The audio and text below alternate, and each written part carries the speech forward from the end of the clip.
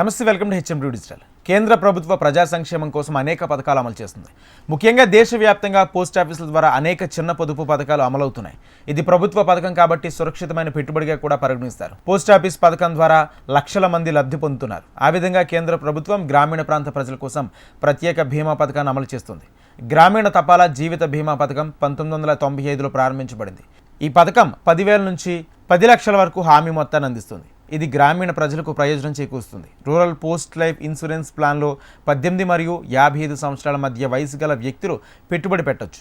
ఈ పథకంలో చేరడానికి మీ సమీపంలోని పోస్ట్ ఆఫీస్ను సందర్శించండి. ఆధార్ కార్డ్, పాన్ కార్డ్ మరియు ఫోటోగ్రాఫ్లు వంటి అవసరమైన పత్రాలను సమర్పించాలి. మీరు తాత్కాలిక ఆర్థిక ఇబ్బందులను ఎదుర్కొన్నప్పటికీ మీరు మీ బీమాను 1 లేదా 2 సంవత్సరాల తర్వాత తిరిగి పొందవచ్చు. పాలసీదారుడు ప్రమాదంలో మరణిస్తే బీమా మొత్తానికి నామినీకి చెల్లించబడుతుంది.